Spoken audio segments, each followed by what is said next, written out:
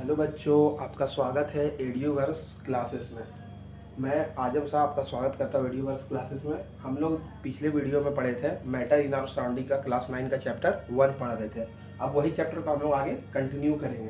तो देखिए, अगला जो टॉपिक हमारा वो क्या है, types of diffusion in liquid. बोलता है लिक्विड में लाने के लिए डिफ्यूजन का प्रोसेस होना आवश्यक है, तो कितना प्रकार का वो हो सकता है। तो पहला प्रोसेस क्या बताया गया, बोला सॉलिड इनटू लिक्विड। बोलता है कोई भी सॉलिड का जो भी कोई चीज है उसको क्या कर सकते हैं, हमको लिक्विड में आसानी से कन्वर्ट कर सकते हैं। कहने का मतलब जो हम लोग फिजिकल प्रॉपर्टीज ऑफ मैटर पढ़े थे तो उसमें 3 प्रकार की चीज पढ़े थे, सॉलिड, लिक्विड एंड गैस पढ़े थे। तो सॉलिड बोलता है क्या हो सकता है, लिक्विड में इजीली कन्वर्ट हो जाता है, डिफ्यूजन हमको देखने के लिए वहां पर मिल सकता है। उसके बाद दूसरा चीज क्या बोला, लिक्विड में ही रहता है तो उसको कैलकुलेट करने की जरूरत नहीं पड़ेगा, वहीं पर रहेगा। फिर बोलता है गैस को भी क्या कर सकते हैं, हमको लिक्विड में कन्वर्ट कर सकते हैं। कहने का मतलब एग्जाम्पल के तौर पे ले सकते हैं, एक हमारा क्या था, सॉलिड चीज था जिसको हम लोग आइस क्यूब बोलते हैं। एग्जाम्पल है, बोलता है आइस क्यूब था, इसको क्या किया, हम कुछ टेम्परेचर पर हीट किया तो बोलता है इसका क्या हो गया, ये वाटर में कन्वर्ट हो गया। तो हम देख सकते हैं यहाँ पर क्या हुआ, लिक्विड का प्रोसेस देखने के लिए हमको मिला, लिक्विड में वो कन्वर्ट हुआ। तो यहाँ पर डिफ्यूजन का प्रोसेस, डिफ्यूजन हुआ तो लिक्विड में वो कन्वर्ट हो गया। उसके बाद बोला दूसरा, तो दूसरा जो लिक्विड में रहेगा वो वाटर ही रहने देते हैं। तीसरा चीज जो एग्जाम्पल के तौर पे ले सकते हैं, हम कोई भी ऑब्जेक्ट क्या कर रहे हैं, कोई भी बर्तन में पका रहे हैं, ठीक है, कोई भी तरह की चीज पका रहे हैं, तो वहां पर क्या देखते हैं, जैसे गैस उस पर एक तरह हम लोग देखते हैं, गैस उस पर हम लोग जो भी बर्तनों से चढ़ा करके यूज करते हैं, तो हम लोग हमेशा ध्यान देते हैं क्या कि जैसे भी मम्मी घर में खाना वाना पकाती है आपका, तो आप लोग ध्यान देते हैं कि जो ऊपर का ढक्कन जो कवर किया हुआ रहता है, जब गर्म हो जाता है तो उसके बाद उसको जब हटाया जाता है तो हटाने के बाद देखते हैं उससे क्या होता है, पानी गिरता है हमारा, ठीक है, उसमें बुलबुला टाइप का बबल्स क्रिएट होता है। उसको जब हम उठाते हैं क्या होता है, पानी टाइप का गिरता है, तो वो क्या करता है, गैस से लिक्विड में कन्वर्ट होता है वो प्रोसेस, ठीक है। तो ये क्या होता है, वाटर यहाँ से भी हमको मिलता है। देखिए क्या हो रहा है, सब जगह हमको क्या हो रहा है, डिफ्यूजन इन लिक्विड देखने के लिए मिल रहा है। एक इंपॉर्टेंट पॉइंट क्या बोला गया कि रेट ऑफ डिफ्यूजन जो हमारा होगा वो क्या करेगा भैया, इंक्रीज करेगा। किसके साथ, टेम्परेचर जब भी हम बढ़ाएंगे तो रेट ऑफ डिफ्यूजन मेरा क्या करेगा, इंक्रीज करेगा, मतलब थोड़ा फास्ट काम करेगा। कहने का मतलब एग्जाम्पल के तौर पर ले सकते हैं, एक बीकर लिए, उसके अंदर क्या किया, हम पानी रखें और साथ में क्या किया, हम सॉल्ट ऐड किए। मतलब कि ये जो प्रोसेस है इसमें सॉल्ट प्लस वाटर हम किए, ठीक है। वाटर कौन सा है, कोल्ड वाटर है, ठंडा पानी है। तो इसको घुलने में प्रोसेस हमको कितना लगा, 20 सेकेंड का करीबन वक्त लगा। मतलब हम एक बर्तन लिए, नॉर्मल पानी, मतलब ठंडा पानी नहीं लेंगे, मतलब नॉर्मल पानी जो मेरा था उसको जब हम क्या किए, नॉर्मल पानी में क्या नमक जब ऐड किए, हम जब चम्मच उसको घोले तो हमको देखने में क्या लगा, करीबन 20 सेकंड का टाइम हमको लगा है, ठीक है। उसके बाद दूसरा जो हम क्या किए, बीकर जो लिया हम उसमें दूसरा बीकर में भी क्या किया, पानी लिया था, लेकिन ये जो वाटर जो मेरा क्या था, सॉल्ट इसमें भी रहेगा प्लस इसमें जो वाटर रहेगा वो हॉट वाटर रहेगा, गर्म पानी रहेगा। गर्म पानी होने की वजह से क्या हुआ, जो प्रोसेस यहाँ पर 20 सेकंड में हमको देखने के लिए मिल रहा था, वही प्रोसेस हमको क्या हो रहा है, 10 सेकंड में देखने के लिए मिल रहा है। तो आप देख सकते हैं कि जैसे टेम्परेचर बढ़ा तो उसमें क्या हो रहा है कि रेट ऑफ डिफ्यूजन क्या कर रहा है, मेरा इंक्रीज कर रहा है। जैसे यहाँ पर ठंडा पानी था तो 20 सेकंड का वक्त लग रहा था, और वहीं पर क्या था, अगर गर्म पानी हम जो लिए तो उससे देखने क्या कि 10 सेकंड का वक्त लग रहा है। तो आई होप आपको समझ में आएगा बढ़िया तरीका से। और बच्चों एक बात ध्यान दें, आप लोग जब भी हम वीडियो डालते हैं तो उसमें क्या करिए कि आप साथ में ही कॉपी लेकर के बैठिए, कॉपी पेन लेकर के, और साथ में नोट्स बनाते चलिए, ठीक है। ये जो नोट्स बनेगा बहुत बेहतरीन तरीका का नोट्स बनेगा जो आगे बहुत काम दे सकता है आपको। तो आप चाहे तो अभी वीडियो यहाँ पर पॉज करके लिख लें या फिर स्क्रीनशॉट ले सकते हैं।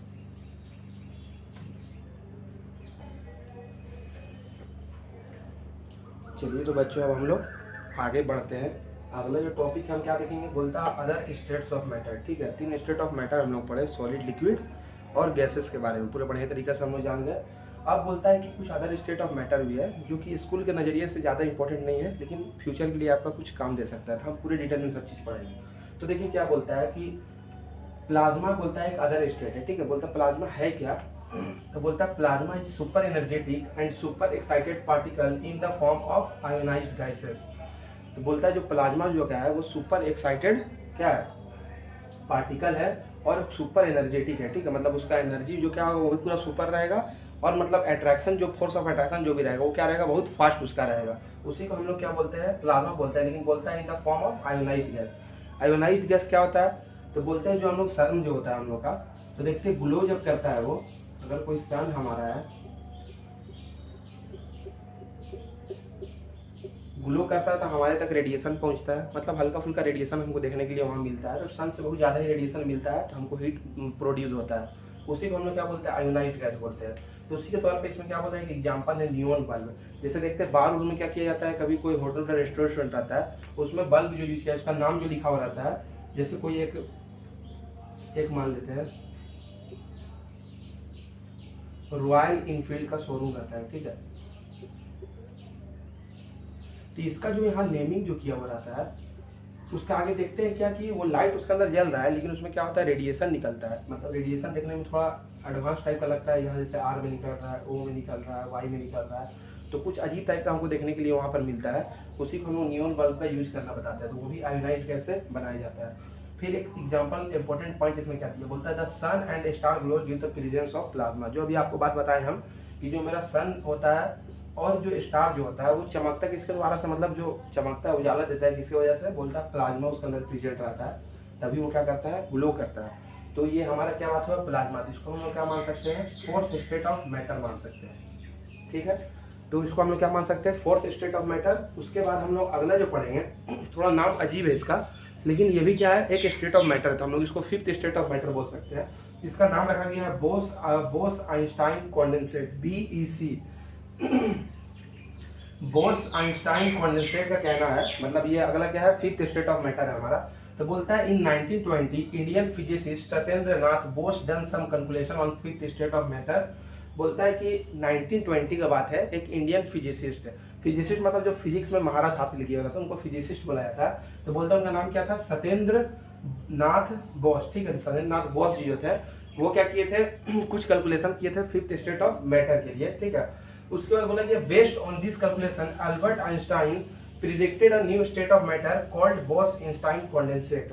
कहने का मतलब क्या है कि सत्येंद्र नाथ बोस जी वो क्या किए थे, कुछ कैलकुलेशन किए थे फिफ्थ स्टेट ऑफ मैटर, मतलब कुछ चीज की जानकारी से पहले कुछ पता करना, वही सब कैलकुलेशन को ऐड करके, सत्येंद्र नाथ बोस जी का कैलकुलेशन ऐड करके अल्बर्ट आइंस्टाइन क्या किए, फिफ्थ स्टेट ऑफ मैटर दिए, जिसका नाम क्या रखा गया, बोस आइंस्टाइन कॉन्डेंसेट नाम रखा गया।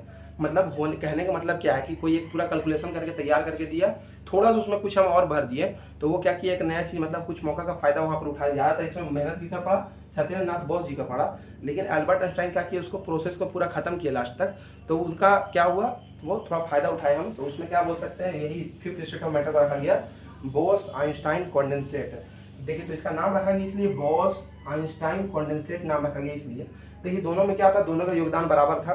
तो देखिए सत्येंद्र नाथ बोस उनका टाइटल ले लिया गया बोस से, और अल्बर्ट आइंस्टाइन का टाइटल आइंस्टाइन ले लिया गया आइंस्टाइन से, इसलिए इसका नाम रख दिया गया बोस आइंस्टाइन कॉन्डेंसेट। इसमें देखिए कुछ टॉपिक बताया गया, इसमें इंपॉर्टेंट है, बोला गया कि बोलता है Bose Einstein constant formed when a gas having very low density is cooled to super low temperature. बोलता है बोस आइंस्टाइन कब बन सकता है, हमको कब कौन सा प्रोसेस हमको देखने के लिए मिल सकता है, तो बोलता है उसको क्या कर सकते हैं, जो गैस क्या आता है, बहुत कम डेंसिटी होता है, कोई गैस हमारा क्या, जिसका क्या होगा, डेंसिटी बहुत कम होगा, उसको क्या करेंगे हम लोग, ठंडा करेंगे।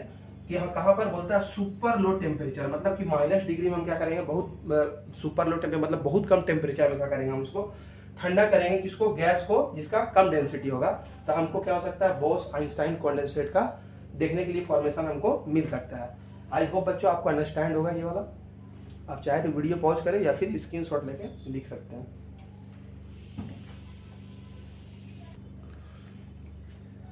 चलिए तो बच्चों हम लोग टॉपिक को आगे बढ़ाते हैं। तो स्टेट ऑफ मैटर हम लोग सब तरफ से पढ़ लिए बढ़िया तरीका से। अब हम लोग देखिए क्या पढ़ना, बोलता है स्केल ऑफ मेजरिंग टेम्परेचर। तो टेम्परेचर को 3 प्रकार से हम लोग मेजर कर सकते हैं। नॉर्मली आप लोग जानते होंगे सेल्सियस, जो कि हम लोग नॉर्मली सब जगह से यूज करते जाते हैं, डिग्री सेल्सियस में ही बताते हैं। और क्या बोला, दूसरा जो टाइप है वो क्या है, फ़ारेनहाइट स्केल है, और जो तीसरा टाइप है उसको क्या बोलते हैं हम लोग, केल्विन स्केल बोलते हैं। तो देखिए हम लोग ये दो चीज, सेल्सियस डिग्री जो होता है उसको हम लोग क्या कर सकते हैं, सेल्सियस स्केल कभी भी हम लोग निकाल सकते हैं, लेकिन ये दो वैल्यू जो है फ़ारेनहाइट स्केल और केल्विन स्केल का थोड़ा वैल्यू निकालना डिफिकल्ट है, लेकिन इसमें फॉर्मूला हम कुछ बैठा दिए हैं जिससे आसानी तरीके से आप उसको बना सकिएगा। तो देखिए सेल्सियस स्केल 0 डिग्री से लेकर के 100 डिग्री सेल्सियस तक होता है, लेकिन जब बात करेंगे फ़ारेनहाइट स्केल का कैसे वैल्यू निकालेंगे, तो बोलता है डिग्री फ़ारेनहाइट में, देखिए डिग्री सी से इसको मेजर किया जाता है सेल्सियस स्केल को, डिग्री एफ से फ़ारेनहाइट स्केल को, और डिग्री के से केल्विन स्केल को हम लोग मेजर करते हैं। तो अब देखिए हम बात करेंगे फ़ारेनहाइट स्केल का। तो बोलता है डिग्री फ़ारेनहाइट निकालने के लिए बोलता है 9/5 डिग्री सेल्सियस प्लस 32 अगर करेंगे तो मेरा डिग्री फ़ारेनहाइट का वैल्यू आ जाएगा। एग्जाम्पल के तौर पे हम 20 डिग्री सेल्सियस को टू फ़ारेनहाइट डिग्री फ़ारेनहाइट में कन्वर्ट करेंगे तो देखते क्या वैल्यू हमको आता है, पता चल जाएगा आपको बढ़िया तरीके से। तो देखिए बोला डिग्री फ़ारेनहाइट निकालने के लिए आपके पास 9/5 इंटू डिग्री सेल्सियस होना चाहिए प्लस 32 होना आवश्यक है। ठीक है, अब देखिए डिग्री फ़ारेनहाइट निकाल रहे हैं तो 9/5 हमको दिया हुआ है। अब देखिए यहाँ डिग्री सेल्सियस में आपको वैल्यू दिया हुआ है 20 डिग्री सेल्सियस। आप क्या करेंगे यहाँ पर 20 डिग्री सेल्सियस लिखेंगे और प्लस में क्या कर देंगे 32 कर देंगे। देखिए यहाँ से क्या हो सकता है, दोनों कट हो सकता है। तो यहाँ पर 4 डिग्री वैल्यू बचा। अब 9/4 करेंगे तो कितना 9/4 जा 36 डिग्री सेल्सियस प्लस 32 हम करेंगे तो देखिए क्या मेरा वैल्यू आता है, 30 हो जाता है 60 और 6 और 2 हो जाता है 8, तो 68 डिग्री सेल्सियस वैल्यू आता है। तो फ़ारेनहाइट में मेरा वैल्यू आता है।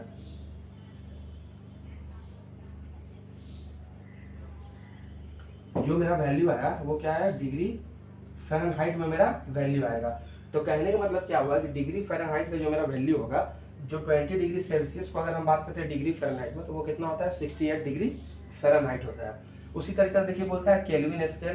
तो केल्विन स्केल बोला कि जितना सेल्सियस आपका होगा 273 डिग्री प्लस कर दीजिएगा तो वो वैल्यू आपका किसका आ जाएगा, केल्विन स्केल का आ जाएगा। तो नॉर्मली क्या करेंगे, के लिखेंगे 273 लिखेंगे और हमको वैल्यू दिया 20 डिग्री सेल्सियस तो लिख देंगे 20 डिग्री। तो यहाँ पर जो मेरा वैल्यू होगा वो क्या हो जाएगा, यहाँ पर 293 केल्विन हम बोल सकते हैं। तो ये क्या हो गया, आपका आंसर आ गया। आसानी से आपको समझ में आया होगा, कोई तरह का इसमें दिक्कत होने की बात नहीं है। जो फार्मूला आप इस प्रकार का नॉर्मली वैल्यू रखिए डिग्री सेल्सियस का तो आपका क्या हो सकता है, आंसर इजीली आ जाएगा। ठीक है, तो आप चाहे तो इसका स्क्रीनशॉट ले लें या फिर वीडियो पॉज करके लिख लें।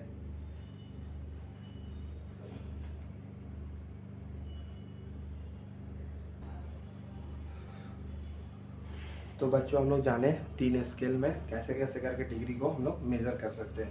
अब देखिए आगे हम लोग पढ़ेंगे क्या, can matter change in state. बोलता है कि मैटर जो हमारा क्या कर सकता है, वो स्टेट को चेंज कर सकता है कि नहीं कर सकता। तो बिल्कुल कर सकता है, हम लोग वही पढ़े थे आगे ही। तो 3 स्टेट ऑफ मैटर था, क्या क्या था, सॉलिड, लिक्विड एंड गैस। और थर्ड और फोर्थ और फिफ्थ क्या पढ़े हम लोग, एक पढ़े प्लाज्मा और चौथा जो पढ़े थे, पांचवा जो पढ़े थे वो था बॉस आइंस्टाइन कॉन्डेंसेट। तो देखिए बोलता है can matter change in state, तो जी बिल्कुल चेंज कर सकता है। तो देखिए वही बोला कि water can exist in 3 state of matter. तो हम लोग पानी को क्या इजीली बोल सकते हैं कि तीनों स्टेट ऑफ मैटर में देखा जा सकता है। तो कैसे बोल सकते हैं, तो कहने का मतलब बोलता है कि आइस क्यूब जब देखेंगे तो उसको हम लोग बोल सकते हैं कि सॉलिड का फॉर्म में वाटर है, और फिर वाटर का जो फॉर्म में रहेगा तो उसको लिक्विड में बोल सकते हैं इजीली, क्योंकि लिक्विड उसका फैमिलियर कंडीशन होता है। और वाटर वेपर गैस में हम लोग बोल सकते हैं। तो तीनों स्टेट ऑफ मैटर हम लोग देखने के लिए वाटर में मिलता है। उसके बाद बात क्या करेंगे, तो बोलता है difference in 3 state matter is due to the different in the spaces in between the constitute particle. तो बोलता है कि ऐसा क्यों हो सकता है, तीनों स्टेट ऑफ मैटर में चेंजिंग क्यों देखने के लिए बोलता है। तो बोलता है जो उसका बीच में जो स्पेस होगा उसका अलग रहने की वजह से वो क्या हो रहा है, तीनों स्टेट ऑफ मैटर हम लोग के लिए वाटर में देखने को मिल सकता है। तो हम लोग पढ़े थे क्या कि इंटर पार्टिकल स्पेस होता था, एक काइनेटिक एनर्जी होता था और डिफ्यूजन का प्रोसेस देखते थे, और एक फोर्स ऑफ अट्रैक्शन देखते थे। 3 चीज देखते थे हम लोग। तो उसमें से कोई भी चेंजिंग अगर होता है तो वो मैटर चेंज हो सकता है। तो कहने का मतलब क्या बोलता है, inter particle space is inversely proportional to inter particle force of attraction. तो बोलता है जहां पर भी इंटर पार्टिकल स्पेस क्या होगा, ज्यादा होगा, तो वहां पर क्या होगा, फोर्स ऑफ अट्रैक्शन कम देखने के लिए मिलेगा। और जहां पर इंटर पार्टिकल स्पेस क्या होगा, अगर कम होगा तो वहां पर फोर्स ऑफ अट्रैक्शन ज्यादा देखने के लिए मिलेगा। तो ये सब चीज हम लोग पीछे पढ़ लिए थे। तो बोलता है change in one of this can lead the change in state of matter. बोलता है इनमें से कोई भी अगर एक भी चेंज हो जाता है तो वो स्टेट ऑफ मैटर क्या करता है, तुरंत चेंज कर देता है। उसके बाद देखिए 2 तरीका है जिससे क्या कर सकते हैं हम लोग चेंज कर सकते हैं स्टेट ऑफ मैटर। तो बोलता है टेम्परेचर चेंज करके या फिर प्रेशर चेंज करके। तो इजी चीज़ था, हम लोग अभी इसको पढ़ लिए थे, इसीलिए थोड़ा फास्ट इसको क्लियर करें, कोई फायदा ही नहीं, आराम से कहीं से पढ़ा दिए तो पुराना। आप चाहे तो इसका नोट्स लिख सकते हैं, आप चाहे तो स्क्रीनशॉट ले लीजिए या फिर वीडियो पॉज करके लिख लीजिए।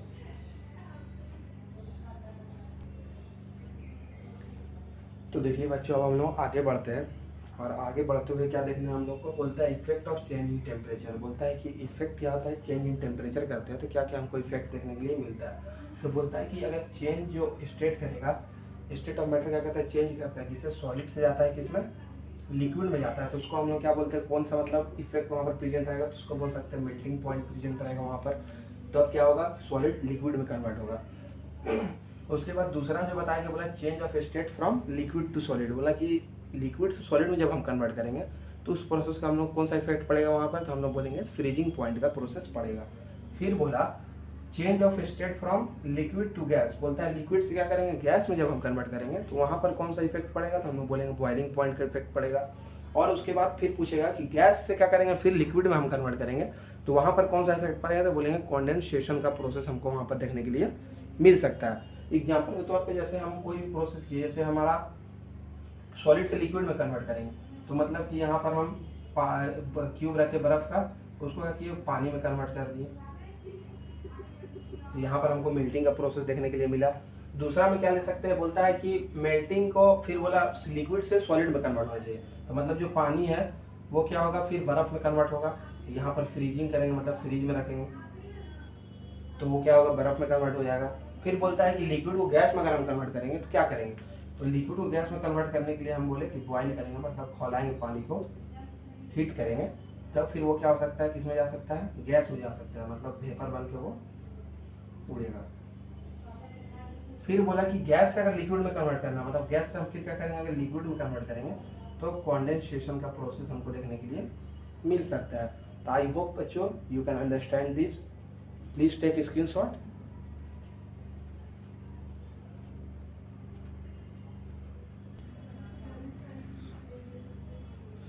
चलिए तो बच्चों अब हम लोग आगे बढ़ाते हैं। तो देखिए आगे बढ़ने से क्या होता है कि अभी हम लोग पढ़ लिए मेल्टिंग पॉइंट किसको बोलते हैं, बॉइलिंग पॉइंट किसको बोलते हैं, फ्रीजिंग पॉइंट और कॉन्डेंसेशन किसको बोलते हैं। लेकिन उससे कहने से मतलब नहीं होगा, लेकिन उससे क्या है कि डिफिनेशन भी हमको पता रहना चाहिए, आवश्यक है। कोई भी चैप्टर आप पढ़े अचानक से पूछिए व्हाट इज मेल्टिंग पॉइंट, आपने नहीं बोलिएगा कि बर्फ़ को पानी में घोल दिए, पानी में कन्वर्ट हो गया तो हम उसको मेल्टिंग पॉइंट का प्रोसेस बोलेंगे। आप इंग्लिश में उसको पढ़िएगा स्टैंडर्ड टाइप का, क्योंकि सीबीएसई बोर्ड का बच्चे आप लोग, तो उसको देखिए कैसे बोल सकते हैं। तो बोलता है the temperature at which a solid melts to become liquid at atmospheric pressure is called melting point. बोलता है कि जो भी टेम्परेचर अब क्या होता है, सॉलिड को कन्वर्ट करने के लिए लिक्विड में हम लोग जो मेल्ट करते हैं, किसमें, एटमॉस्फेरिक प्रेशर, मतलब जो नेचर का हमारा जो टेम्परेचर है उससे हम क्या करते हैं, कन्वर्ट करते हैं सॉलिड को लिक्विड में, तो उसी को हम लोग क्या बोलते हैं, मेल्टिंग पॉइंट बोलते हैं। तो बोलता है the process of melting is also called fusion. तो बोलता है जो प्रोसेस ऑफ मेल्टिंग जो होता है, जो मेल्टिंग का जो प्रोसेस होता है उसको हम लोग फ्यूजन भी बोलते हैं। मतलब दूसरा नेम उसका क्या हो सकता है, फ्यूजन हो सकता है। हो सकता है एमसीक्यू में आपसे क्वेश्चन या फिर वन ऑर्डर पूछ दे another name of melting point, तो आप क्या बोलिएगा, उसको फ्यूजन बोलिएगा। फिर देखिए और क्या एक पॉइंट इसमें बोला गया, the amount of heat energy required to change 1 kg of solid into liquid at atmospheric at its melting point is called latent heat of fusion। तो देखिए कहने का मतलब क्या है कि बोलता है कोई 1 kg का सॉलिड सब्सटेंस है, कोई भी 1 किलो का कोई सब्सटेंस को क्या करेंगे हम लिक्विड में कन्वर्ट करेंगे, तो देखिए वो एटमॉस्फेरिक पर अगर उसको करेंगे तो बहुत समय हमको लगेगा, मतलब टाइम लग सकता है उसमें, 2 घंटा 3 घंटा 3 आवर 4 आवर्स का हमको वक्त लग सकता है उसमें। तो हम क्या करेंगे उसमें एटमॉस्फेरिक प्रेशर के साथ में हम क्या करेंगे, मेल्टिंग पॉइंट, उसका मतलब कि कितना में वो क्या हो सकता है, घुल सकता है। मतलब कि अगर हम क्या किए, मेरा गैस जो है उस पर हम क्या किए, एक बर्फ का बड़ा सा क्यूब ले लिए, क्यूब लेने का जो 1 किलो का मात्रा था, तो यहाँ पर जो टेम्परेचर मेरा जो बर्न हो रहा है इस पे हम क्या करेंगे, उसको इंक्रीज करेंगे। मतलब मान के चलिए अगर 20 डिग्री सेल्सियस पे हम उसको गर्म कर रहे हैं तो उसको इंक्रीज कर देंगे 100 डिग्री सेल्सियस, तो वो क्या होगा, फ्लास्क से पिघल सकता है, ये पिघल के क्या हो सकता है, वाटर में कन्वर्ट हो जाएगा। तो यही जो प्रोसेस हुआ इसको हम लोग क्या बोलेंगे, लेटेंट हीट ऑफ फ्यूजन हमको बोल सकते हैं इसको। तो आई थिंक आपको ये अंडरस्टैंड होगा, प्लीज टेक ए स्क्रीनशॉट।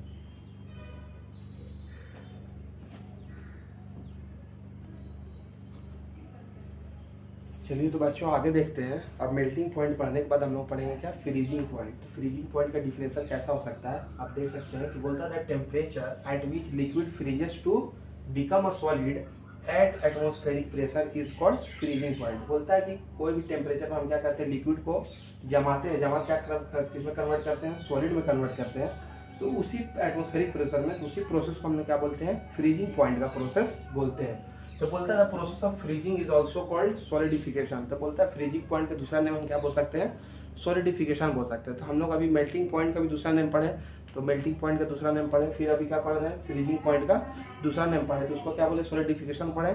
और जो मेल्टिंग पॉइंट का दूसरा नाम था उसको क्या बोले थे हम लोग, फ्यूजन बोले थे। और उसमें क्या बोले थे कि 1 किलो का अगर 1 किलो कोई चीज़ को अगर हम क्या करते हैं, पिघलाते हैं, तो उसको हम लोग क्या बोलते थे, लेटेंट हीट ऑफ फ्यूजन बोलते थे। तो देखिए बच्चों, यहाँ तक फ्रीजिंग पॉइंट तक हो गया।